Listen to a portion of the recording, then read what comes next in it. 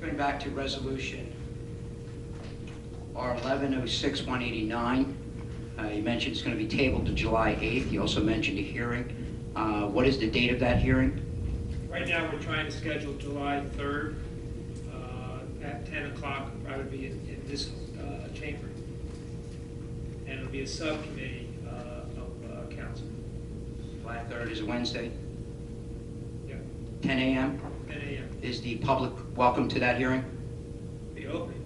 I mean, we're going to provide notice because it's just a committee. I would, otherwise, would ask you to leave and walk in. I mean, my question is that if this is open to the public with a 10 a.m. Hearing time, it probably would make it difficult for folks that are full-time working and full-time parents with kids out of school to attend that meeting.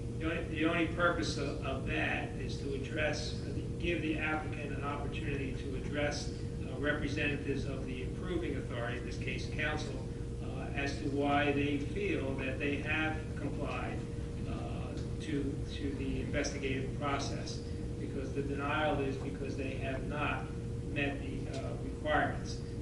You might not be aware, but anytime there's a liquor license transfer, the state of New Jersey kind of has very stringent requirements as to funding and ownership and share into the liquor license end of the business, not necessarily the restaurant end, liquor license end. They pass that investigation off to the police department, local police department, and that's where the recommendation is coming in.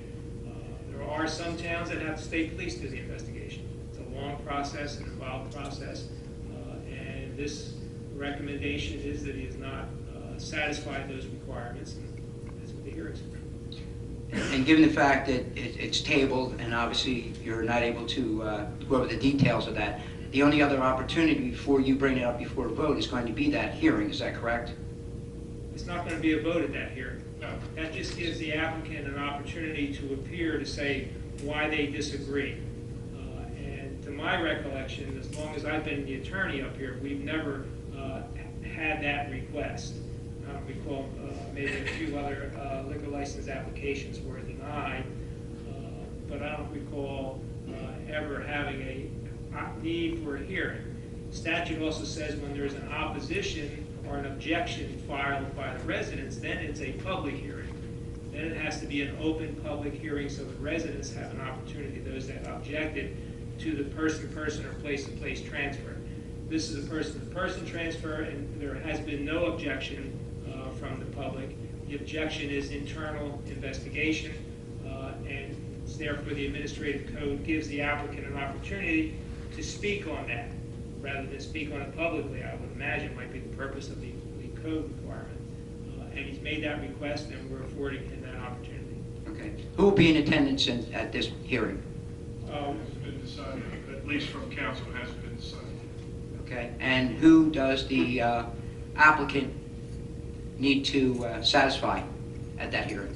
The applicant really should be addressing the representatives of the governing body that are able to be there as to whether or not there is a sufficient reason for reconsideration. Okay. And that would in turn be council? Yeah.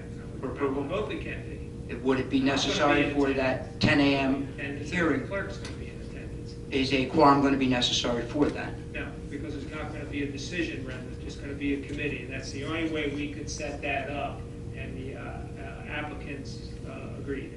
Okay, and given the fact that that hearing doesn't require a quorum, those council members that are not there, how will they be notified as to how that hearing went to be able to cast judgment on the that? representatives that are here, and they can do that at the public meeting when this is on for the 8th, as to whether or not they agree or disagree with the report that has come in through the investigative authorities.